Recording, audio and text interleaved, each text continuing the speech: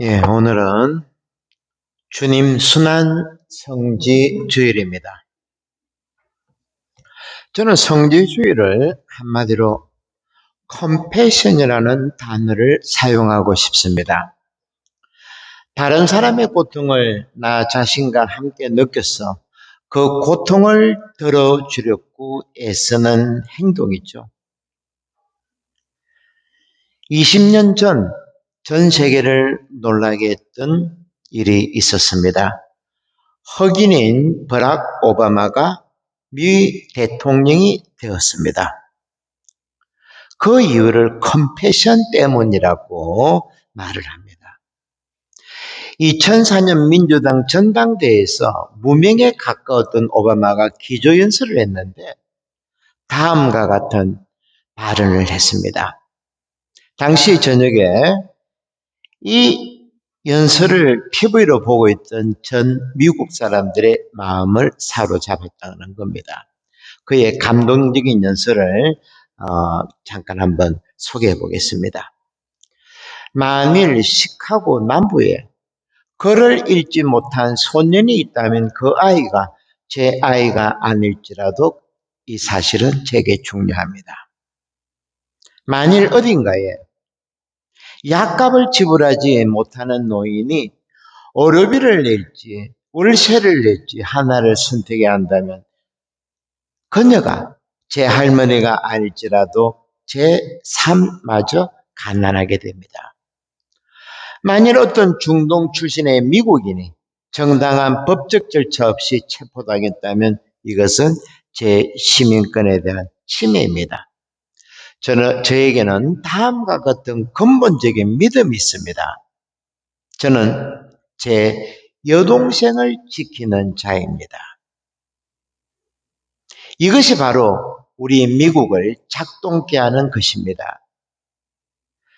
우리를 하여금 개인적인 꿈을 추구하게 하지만 하나의 미국이라는 큰 가족으로 모이게 하는 거죠. 여러분, 조금 전 버락 오바마의 연설문 중에서 성경 구절이 있는데 혹시 아시는 분 있습니까? 창세기 4장에 자기 동생 아벨을 죽이고 숨어있는 카인에게 하나님이 나타나서 너의 동생 아벨이 어디 있냐 물으니까 카인이 뭐라고 답합니까? 제가 제 동생을 지키는 자입니까? 당돌한 카인하고 달리 오바마는 이 성경 구절을 거꾸로 외쳤습니다. 이것이 미국 사람들의 잠들어 있던 컴패션에 불을 붙인 거죠. 오바마는 카인처럼 제가 제 동생을 지키는 사람입니까? 아니었고 제가 바로 동생을 지키는 사람입니다. 이 구절이 미국 사람들의 마음을 흔들었다는 거죠. 지금 이 시대의 가장 큰 위협은 자연 파괴도 출산의 문제도 전쟁보다도 더 위험한 것은 저는 사람들 간의 컴패션이 사라져 간다는 겁니다. 서로 간에 소가 닭 보듯이 하죠. 다른 사람의 고통에 관심이 가면 갈수록 없어집니다. 각자 도생이라고 그러죠. 이런 무관심의 시대가 역사적으로 있었나 할 정도입니다. 오늘 주님 순환 성지주를 맞이해서 2000년 동안 우리 인류의 마음을 사로잡았던 예수님의 컴패션, 자비로운 마음 안으로 들어가 보도록 해야겠습니다. 그리스 말로 예수님께서 자비로운 마음으로 병을 고쳤다. 이런 표현들, 이 자비로운 마음을 그리스 말로는 스프랑커 리조마이라고 합니다. 이를 우리말로 번역하면 창자가 끊어지다, 애간장이 다 들어간다 라는 말로 번역이 가능합니다. 우리가 일사후퇴 때 남쪽으로 피난 오고 또 북쪽으로 끌려가던 그 고개가 있었는데 바로 미아리 고개입니다. 여러분 아시죠? 단장의 미아리 고개.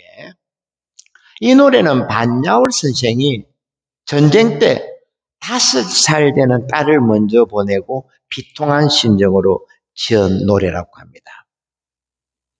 3절을 잠깐 소개해드리면 아빠를 그리다가 어린 것은 잠이 들고 동지 석 달 긴긴 밤 북풍 한설 몰아칠 때 당신은 감옥살이 그 얼마나 고생하오. 10년이 가고 100년이 가도 살아만 돌아오. 제가 노래 좀 잘하면 한번 멋지게 불러드리면 좋겠구만. 그런 재주는 없고. 여기서 단장이라는 단어인데 창자가 끊어지는 아픔입니다. 사실 이 단장이라는 단어는 중국 남북조 시대 송나라에 있는 유어경이라는 사람이 셋을시험에서 나온 이야기입니다. 전쟁 중에 한 병사가 새끼 원숭이를 한 마리 잡아서 장난삼아 배에다가 끌고 올라갔습니다. 어미가 옆에 있는 줄도 모르고 이 어미가 원숭이 어미가 새끼를 쫓아서 무려 40km를 배를 따라 달려갔답니다. 드디어 배가 강기석에 이르렀는데 어미 원숭이가 몸을 날려서 새끼 있는 대로 들어갔답니다. 하지만 이내 어미 원숭이가 죽어버렸죠. 하도 이상해서 선원들이 배를 갈라보니 창자가 토막토막 끊어져 있더랍니다. 그래서 장이 끊어지는 아픔. 사실 오늘 주님 순환 성지주일, 우리 예수님의 마음이 이러하다는 겁니다. 이것이 한 주일 동안 일어나는 것이죠. 오늘부터 시작되는 이 성주간에 우리도 이 단장의 마음을 가지고 십자가 길로 들어선 예수님에게 시선을 집중해야 됩니다. 지난주 복음이었죠. 친구 라자로의 죽음을 듣고 그리스 말로 스프랑크 니조마이라는 단어가 나옵니다. 예수님께서는 마음이 북받치고 산란한 마음이 들어 비통한 마음이 북받쳐 올랐다. 이것이 바로 스프랑크 니조마이입니다. 자비의 마음이죠. 그죠? 그런데 구약 성경도 마찬가지입니다. 구약의 출발점이 탈출기라 그랬죠. 성경의 시발점입니다. 이 탈출기도 이스라엘 백성들의 신음소리와 고통소리가 하느님 마음을 흔들어서 역사가 시작된 거죠. 히브리 말로는 이 자비를 라카밈이라고 합니다. 라카밈. 이 뜻은 야해의 자궁이라고 그러죠. 엄청난 단어죠. 우주 물리학적으로 현대적으로 번역하면 빅뱅이라 할 수 있겠죠. 그죠? 바로 여기에 하느님의 모든 자비로움이 숨어 있다는 겁니다. 바로 여기서 하느님은 우리 아버지고 어머니고 형제이자 모두가 하나 되는 우주 합일 정신이 여기서 일어난다는 겁니다.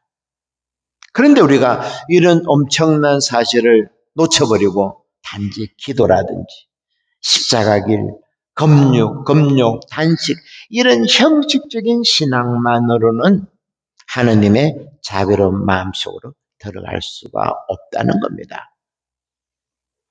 저는 개인적으로 오래전에 한 20년도 더 된 것 같습니다.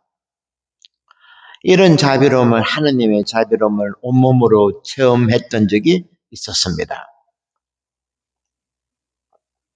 당시 캄보디아는 가난으로 심각한 고통을 겪을 때였습니다. 게다가 당시 유엔군이 지나간 뒤라 그들이 퍼뜨린 에이즈가 캄보디아 나라 전체에 창궐했습니다. 사실 이런 거 보면 그때도 폴포트, 큐삼판 아주 나쁜 인간들이죠. 자기 나라 국민을 400만을 죽였다는 겁니다. 별별 방법을 동원해가지고 비누를 목에 씌워서 죽이지를 않나 온갖 잔인한 방법을 다 동원했다는 겁니다. 그런데 키오삼판이나 폴포트는 무식한 사람이 아닙니다. 프랑스 파리 대학을 나온 사람입니다. 그런데 이 인간이 자기 국민이 농경 사회로 돌아가야 된다. 그래서 뭐 저처럼 안경 끼고 좀 눈을 조금 똑바로 뜨고 있으면 다 잡아 죽여버렸습니다. 죽여버렸죠. 이때 이것을 막으러 유엔군이 갔는데 그 유엔군이 그만 에이즈를 퍼뜨렸죠. 그래서 제가 20년 전 그때 캄보디아를 갈 때도 에이즈 고아원이 있어가지고 거기에 베란다 수리도 해주고 의료 활동도 하고 또 집수리도 여기저기 해줬는데 제 기억으로 그때 제가 홍보도 안 했는데 약 10만 불 정도, 요즘 돈으로 따지면 엄청나게 큰 돈이죠. 큰 돈이 들어왔습니다. 그 돈을 가지고 공사해주고 며칠 동안 또 여기저기 수도원들 뭐 찌펀지나 차도 사주고 그렇게 했던 것 같습니다. 그런데 2,500만이 남는 겁니다. 여기저기 다 나눠주고 또. 그래서 우리가 마지막에 회의를 했죠. 이 돈을 어떻게 쓰느냐 고민할 때 그 캄보디아에서 일하고 있는 예수의 시모님이 저를 찾아왔습니다. 캄보디아 주교님이 저를 만나고 싶다는 거죠. 그래서 제가 당장 그날 저녁에 찾아뵀는데 주교님은 스페인 분이었습니다. 근데 그분의 거처는 에이즈 마을 안에 당신의 거처를 두고 있었습니다.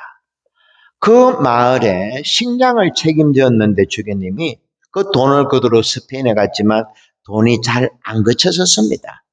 그래서 우리가 왔다는 이야기를 들으시고 좀 도와줄 수 없느냐. 그래서 제가 물었죠. 어느 정도 도와드리면 됩니까? 2,500만이라 그럽니다. 제가 아까 얼마 남았댔습니까? 저희들은 깜짝 놀랐습니다. 주기님은 그 돈이면 연말까지 에이즈 마을에 식량을 제공할 수 있다고. 저희들은 주기님의 말씀을 듣고 무릎을 꿇었습니다. 오히려 감사합니다 하면서.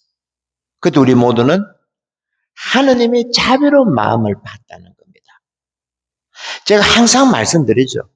하느님의 마음은 우주와 같이 넓은 마음이고 우주 만물을 하나로 만드는 마음이라고. 그것을 우리는 체험했다는 겁니다. 그때 살아계신 하느님, 자비로우신 하느님을 우리는 만났다는 겁니다.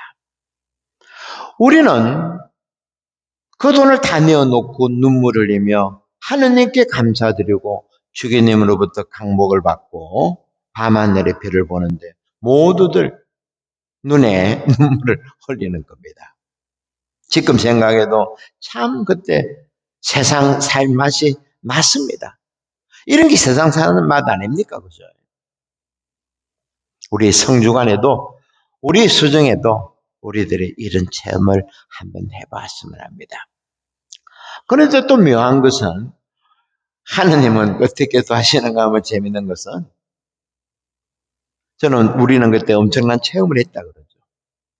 그러면 그다음부터는 쭉 에스컬레이터 돼야 되는데 하나님은 절대 그런 방법을 사용하지 않습니다. 그날 주교님 다녀오고 에이저 근인 마을에서 저희들 잔치를 해주었는데 당시에 비행기가 밤 12시인가 1시인가 모르겠습니다. 저녁을 먹을 때인데 저는 막 3일 동안 잠을 못 잤습니다.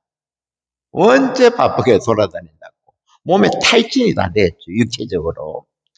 그때 모기 한 두세 마리가 웽웽웽 그러면서 제 발밑을 왔다 갔다 하는 겁니다.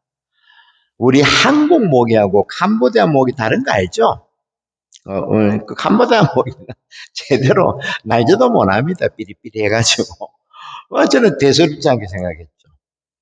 문제는 비행장에 가서 탑승구 들어가서 비행기를 탈 때 그때 댕기열에 걸렸던 겁니다. 나중에 알았죠. 온몸에 떨리는 겁니다. 그래서 사람들 지켜가지고 신문지 있죠, 신문지. 신문지로 덮고 자고 했는데 신문지가 그리 따뜻할 줄 몰랐습니다. 하여튼 부산에 내리자마자 응급실 앰뷸런스가 저 때문에 와 있고 저는 보름 동안 죽음의 문턱을 왔다 갔다 했다는 겁니다. 당시만 하더라도 경남 쪽에서는 댕기열 이런데 치료제가 없었다고 합니다. 그래서 성모병원에서 부산대병원으로 왔다 갔다 한 기억이 있는데, 뭐 사실 그때 제가 싹 가버렸으면 얼마나 편했겠습니까, 그죠? 하지만 그때 모진 생명이 살아남아가지고 하여튼 제가 왜 이런 체험을 말씀드린가 하니까 하느님의 방법은 우리 생각하고 다르게 이루어집니다. 우리가 좀 전에 말씀드린 것처럼 얼마나 인간적으로 보면 그죠?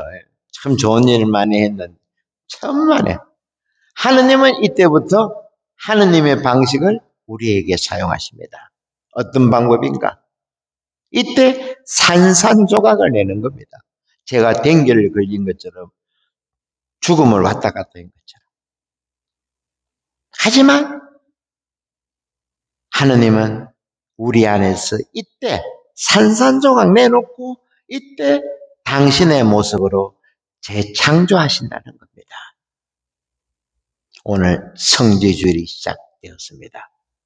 사실 예수님도 이번 한 주간 지난주에 말씀드렸죠. 버킷리스트 해가지고 그죠? 제가 말씀드렸는데 하느님은 예수님을 통해서 또 우리들에게 온갖 것들을 다 환상적인 것들을 또 보여주십니다. 우리에게 성삼일 은총의 시간들이 주어지죠. 오늘 성지주일로 시작해서 성목요일 최후만찬, 당신의 살과 피를 내어놓으시는 그 거룩한 만찬, 그리고 십자가 경배, 그리고 죽음과 부활. 우리는 이 은총의 시간에 온전히 참여하도록 해야 된다는 겁니다. 그래서 오늘 주님 순환 성지주일 여러분들에게 말씀드리고 싶은 것은 이것은 지켜보는 시간들이 아니라는 겁니다. 내가 거기에 온전히 죽음으로 뛰어들 때, 우리가 산산조각 날 때, 그때 내 안에서 하느님은 당신 뜻대로, 당신의 방법으로 우리를 재창조하신다는 것. 이것이야말로 진정한 주님 부활이죠. 주님 부활에 참여하는 겁니다. 이런 은총의 시간에 세속적인 시간, 즉 크로노스 시간으로 여기저기 기웃거릴 것이 아니고 주님의 시간, 카이로스 시간, 은총의 시간을 만들어야겠습니다. 그럴 때 우리들은 부활하신 하느님과 멋진 하늘나라 잔치에 참여할 수 있다는 것, 이런 희망으로 또 한 주간 열심히 화이팅 할 수 있도록 여러분들에게 부탁드립니다. 일어나서